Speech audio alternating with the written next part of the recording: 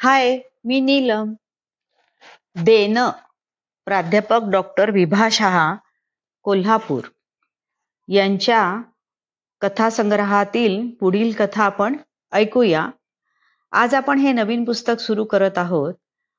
Doctor विभा शहा 31 वर्ष महावीर महाविद्यालय येथे BA च्या वर्गांना त्यांनी अध्यापन केलेलं आहे आणि मासिकातून कथा, पुस्तक, परीक्षणे, वैचारिक लेख, वृत्तपत्रातून लेखमाला व प्रासंगिक लेख प्रसिद्ध झालेले अशा ह्या प्रसिद्ध लेखिका यांचं देणं अभिनंदन प्रकाशन या कथासंग्रहातील चंद्रकुमार नलगे यांनी केलेलं प्रास्ताविक.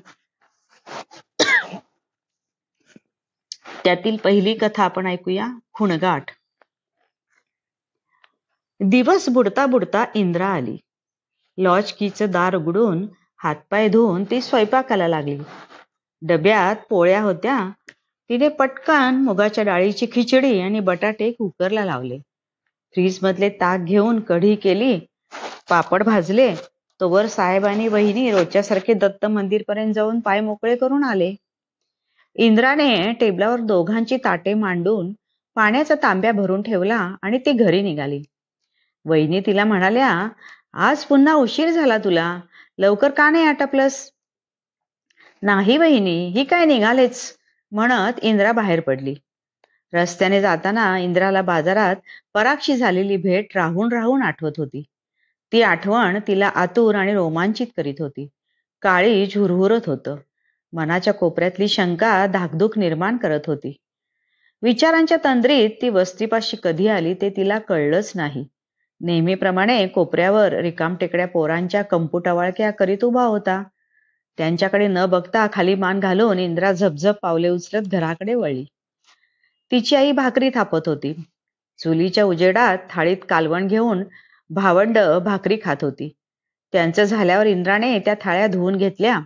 पोतं हंतरलं तोवर आईच्या भाकरी झाल्या. तिनं चुलीतली लाकडं बाहेर काढून त्यावर पाणी टाकलं. परातीतच हात धुतले आणि थाळी पुढ्यात ओढली. इंद्राने आई संगती भाकरी खाल्ली. उरलेल्या भाकरी शिबड्यात झाकून ठेवल्या. कालवण चुलीवर ठेवलं आणि मायलेकी झोपडीच्या दुसऱ्या कोपऱ्यात येऊन वाकळ घेऊन निजल्या. इंद्राला झोप येईना. ती कूस बदलत पडून राहिली. रात्री दारू पिऊन आलेल्या बापाने बडबड करीत जेवण केलं. जेवण वाढण्यासाठी आईला उठवलं. कालवणावरून भांडण करून आईला मारले. बाबा मारत होता, आई कणत होती, रडत होती. इंद्रा तशीच पडून राहिली. पहाटे कधीतरी तिला झोप लागली. फटफटीत उजाडल्यावर इंद्रा उठली. आई उठली नाही, ती कणत होती.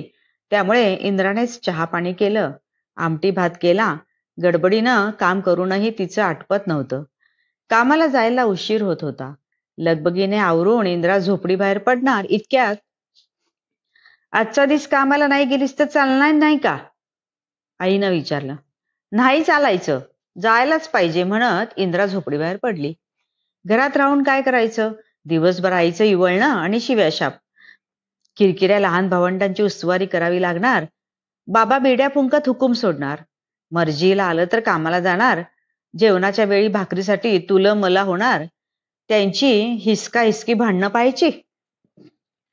बाबाची नोकरी सुटल्यापासून जवळजवळ रोजच हे चाललंय. आता तो रोजंदारीवर जातो. आई पण मिळेल ते काम करते. दोघं संसार रेटतात हे इंद्राला अलीकडे थोडं कळू लागले. तिची शाळा ह्यातनच तर बंद झाली. दोघं रोजगाराला गेल्यावर तिला लहानग्यांना सांभाळावं लागायचं. घरची ही परिस्थिती ओळखून इंद्रानं शाळेच्या वाटेवर ओळखीच्या झालेल्या एका वॉचमनला आपल्यासाठी बंगल्यातलं एखादं काम बघायला सांगितलं होतं. अधूनमधून त्याला भेटून चौकशी करायची. एके दिवशी दुपारी वॉचमन इंद्राला घेऊन वहिनीकडे गेला. वहिनी, ही डोंगर पायथ्याच्या वसाहतीवरची इंद्रा. हिला ठेवा तुमच्याकडे कामाला. कामाला बाई पाहिजे म्हणाला होता. काम येते का पण तिला? मला सगळं घरकाम करणारी दिवसभराची बाई पाहिजे. गीता वहिनी मळकट परकर पोलका आणि लांब केसाच्या घट्ट 2 वेण्या घातलेल्या इंद्राकडे बघत म्हणाल्या. बाई, तिला कामाची लई जरूरत आहे. करल ती सगळं काम. सकाळी 7:30-8 वाजता येईल आणि दिस बुडता जाईल. बरं, पगार किती? तुम्ही किती द्याल? सगुणाला 250 देत होते. सध्या तिला पण तेवढं द्या, पुढं बघू. बरं, करशील ना ग सगळं नीट? ये उद्या, त्या इंद्राला म्हणाल्या. तुम्ही दाखवा म्हणजे सगळं तसं करीन. इंद्रा टेचात उत्तरली. जणू शाळेतल्या बाईच्या प्रश्नांचं उत्तरच देत होती. कामाला कोणीच नसल्यामुळं 2 दिवस जीव मेटाकुटीला आलेल्या वहिनींचा जीव सैलावला. असू दे, मुलगी तर मुलगी, अगदीच काही लहान नाही. गरीब घरातल्या मुलींना कामाची सवय असते. बघू 4 दिवस. तिला नाहीच जमलं तर दुसरी बघू. वहिनीने मनातल्या मनात व्यवहार बघितला. इंद्रा दुसऱ्या दिवशीपासून गीता वहिनीकडे कामाला येऊ लागली. पगारातले 200 रुपये ती दरमहा आईला देऊ लागली. त्यामुळे आईला तिचा मोठाच आधार वाटू लागला. म्हणूनच सकाळी तिने इंद्राला अडवले नाही. काम मिळाल्यापासून इंद्राच्या मनात मोठा आनंद निर्माण झाला होता. कामाला येण्याची तिला खूप ओढ वाटे. फर्निचर पुसताना सोफ्याचा मौमो स्पर्श हवासा वाटे. जवळपास कोणी नाही असे बघून मखमली आवरणाऱ्या स्पंजच्या सोफ्यावर बसून ती झुले. नंतर तिचे मन असे झुलतच राही. पडेल ते काम करत बंगल्यातच राहावे असे तिला वाटे. मऊ सोफा, खिडक्यांचे झुळझुळीत पडदे, छान छान बिछाने, स्वच्छ पुसलेल्या गुळगुळीत फरशा, सगळंच तिला आवडे. स्वयंपाकघरात फ्रीज, ओव्हन, कुकर, मिक्सर अशी सारी यंत्रणा सज्ज होती. ओळीने मांडलेले स्टीलचे चकचकीत डबे, उंची क्रॉकरीने भरलेली काचेची कपाटे बघून तिचे मन हरकून जाई. वहिनी रागावतील आणि कामावरून काढून टाकतील या भीतीनं ती असं होऊ नये यासाठी धडपडायची. सकाळी यायला उशीर झाला तर लगोलग झपाट्यानं कामाला लागायची. दुपारी मोकळा वेळ मिळाला की वहिनी डबे घासू, उशीची कवर बदलू, खिडक्या झाडू असं विचारायची. त्यामुळं वहिनींना तिच्याबद्दल आपुलकी वाटे. लवकरच इंद्रा बंगल्यात रुळली. इंद्राच्या प्रांजळपणाचा अनुभव घेतल्यावर वहिनी पण तिच्यावर विसंबू लागल्या. कामाबरोबर इंद्रा आता बाजार हाट स्वयंपाकही करू लागली. कुकर, मिक्सर, ओव्हन वापरायला लागली. गीता वहिनींकडे कामाला लागल्यापासून इंद्राचा उग्रपणा कमी झाला. 3 वर्षात उंची वाढून शरीर प्रमाणबद्ध झाले. कांती उजळली, रेखीव नाक, भावस्पर्शी डोळे, नेटके स्वच्छ कपडे बघणाऱ्याचं लक्ष वेधून घेत. वहिनी पण तिच्याशी प्रेमाने वागत. त्यांच्या मनीषाचं बघून बघून इंद्रा नीटनेटकी राहायला, वागायला, बोलायला शिकली होती. मनीषाचे लग्न झाल्यापासून तर ती वहिनींच्या अगदी जवळ आली होती. दोघीत एक नवा ऋणानुबंध निर्माण झाला होता. एकदा इंद्रा बाजारात जात असताना कुणीतरी तिला शुकशुक करून बोलावलं. खिडकीतून हात उंचावून बोलवणाऱ्या शांतीला बघून इंद्राला खूपच आश्चर्य वाटलं. शांती? असल्या घरात? ती पण कामाला जाते? इंद्राला क्षणभर काही समजेना. शांतीनं बाहेर येऊन तिला घरात नेलं. राजमोती अपार्टमेंट मधल्या तो तळमजल्यावरचा फ्लॅट सर्व आधुनिक सोयींनी सजला होता. फोन, फ्रीज, टीव्ही, सोफा, झुळझुळीत पडदे, मऊ बिछाना सगळं तिथं होतं. शांतीनं हे आपलं स्वतःचं घर असल्याचं सांगितलं. जयसिंग इनामदारांनी आपल्याला हे घर दिलं असून ते अधूनमधून इथे येतात. एरवी मी एकटीच राहते असंही सांगितलं. इंद्रा शांतीचं वैभव बघून भारावली. थोडीशी अवघडली. तिला आपल्या व शांतीच्या राहणीतला फरक तीव्रपणे बोचला. शांती इंद्राच्या वस्तीवरचीच. शाळेत जाताना नेहमी बरोबर असायची. वस्तीवरची बरीच मुलं शाळेला जायची. थोडी उनाडक्या करत फिरायची. शाळेत जाणाऱ्या मुलांना आईवडिलांचा धाक होता. शिकल्यामुळं आपलं जीवनमान सुधारेल असा गाढ विश्वास त्यांच्या मनात होता. त्यामुळं ती मुलं एकमेकांच्या सोबतीनं 1.5-2 मैलांचं अंतर पायी तोडून शाळेला यायची.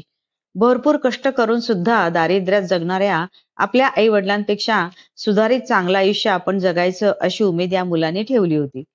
कोणत्याही परिस्थितीत घरगडी किंवा कामवाली अथवा रोजगाराचा कामगार व्हायचं नाही असं या मुलांनी शाळेच्या वाटेवरून जाता येता बोलून पक्क ठरवलं होतं. तरीही इंद्राला शाळा सोडून घरकाम करणारीच व्हावं लागलं होतं. यातून निर्माण होणारं भविष्य फार काही चांगलं नव्हतं. शांतीनं मात्र उत्तम जीवनमान पटकावलंय हे मनात येऊन इंद्रा खंतावली. शांतीनं इंद्रासाठी भरपूर दुधाचा चहा केला, वेफर्स व बिस्किटं दिली. जयसिंगरावांशी लग्न करून तिनं हे सुखी आयुष्य मिळवलं. इंद्राला त्या क्षणी परागची आठवण झाली. सावळा, धारदार नाकाचा, धष्टपुष्ट, हसरा पराग तिला पाहता क्षणी आवडला होता. साहेब बहिणी बाहेर गेले असल्यामुळे तिनेच त्यांच्यासाठी दार उघडलं होतं. ते बाहेर गेलेत, येतील इतक्यात. या ना, आत बसा. नको, मी पुन्हा येईन. कोण आलं होतं म्हणून सांगू? पराग कडेकर आला होता म्हणून सांगा. पराग मागे वळून पायऱ्या उतरत असतानाच त्याला समोरून साहेब बहिणी येताना दिसले. तिघे मिळूनच आत आले. सोफ्यावर बसले. त्यांचे बोलणे चालू होते. इंद्राचे सगळे लक्ष परागकडे होते. वहिनीने दोनदा हाक मारून तिला चहा करायला सांगितले. नाईलाज झाल्यासारखी ती स्वयंपाकघरात गेली. इंद्रा ट्रेमधून चहा बिस्किटे घेऊन आली. ट्रे टेबलावर ठेवताना तिने हळूच परागकडे पाहिले. गोड हसली. पराग पण हसला. दादा, काय म्हणताय? इकडे कोणीकडे? बाजारात दिसलेल्या परागला इंद्राने स्वतःहून हटकले. मी इंद्रा. परवा तुम्ही केळकर साहेबांकडे आला नव्हता का? हो हो हो, मी ओळखलं हो मी तुम्हाला. मी थोडं सामान घ्यायला आले होते. माझ्या मित्राचं ऑफिस इथं माडीवर आहे, त्याच्याकडे अधूनमधून येत असतो.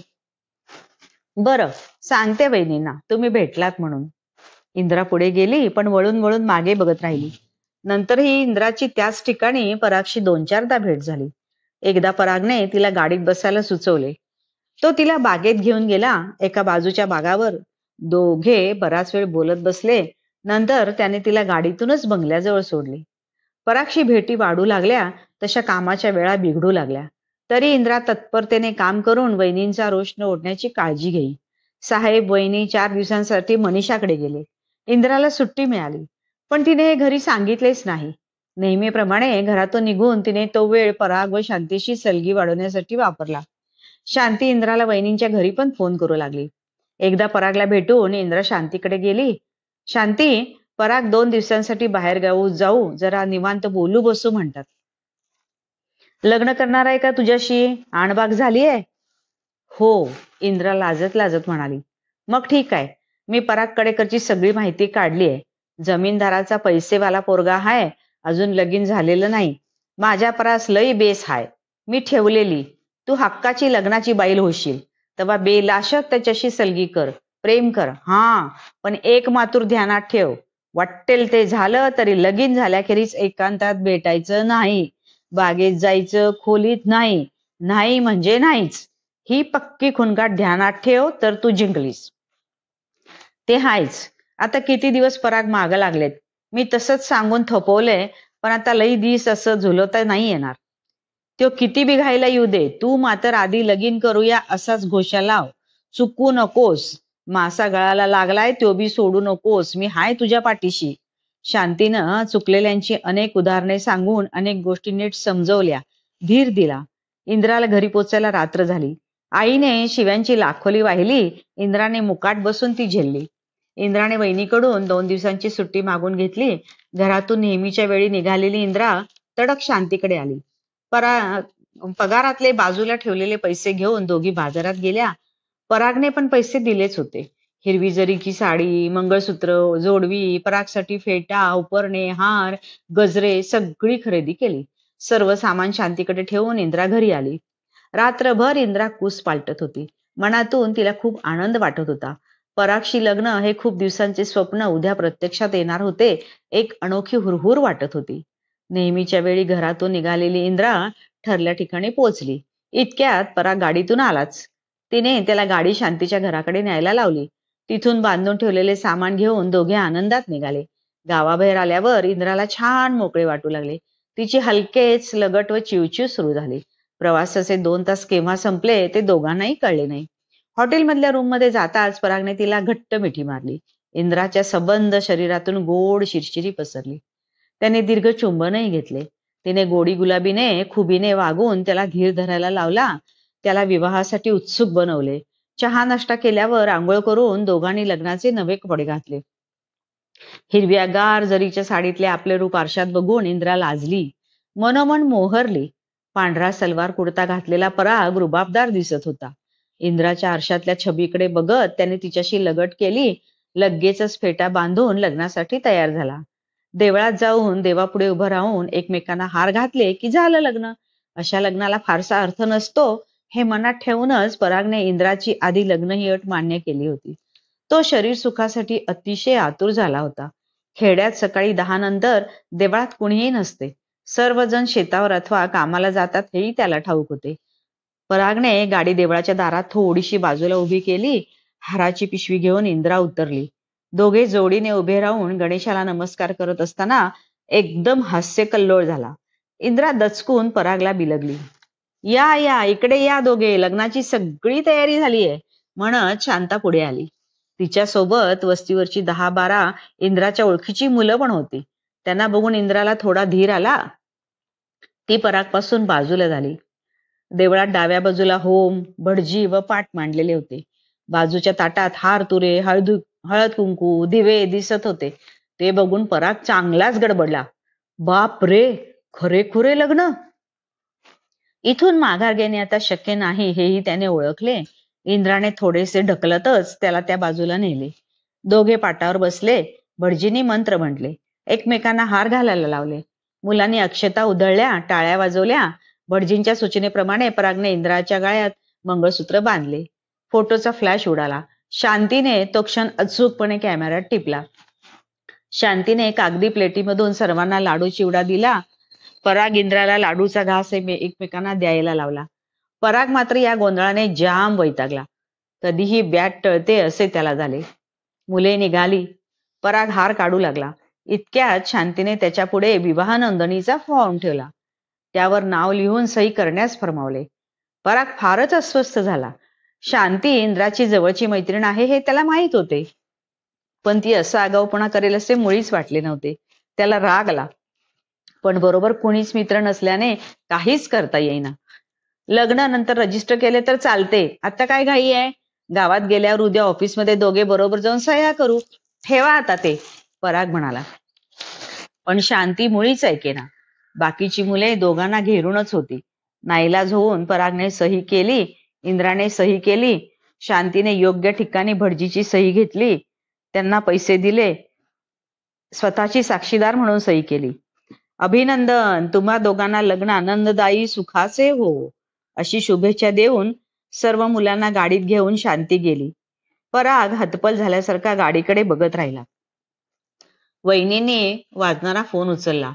पलीकडून आवाज आला. वहिनी, मी शांती बोलते. आनंदाची बातमी आहे. इंद्राचं पराग कडेकर बरोबर सकाळी देवळात लग्न झालं. मी लग्नाला गेले होते, आत्ता तिकडून आले, म्हटलं तुम्हाला सांगावं. काय? कडेकर बरोबर लग्न झालं म्हणतेस? पण ती माणसं असलं देवळातलं लग्न मान्य करणार नाहीत. बघू कशी मान्य करत नाहीत. मी दोघांच्या सहीचा फॉर्म ऑफिसात देऊन लग्नाची नोंदणी बी करून आले.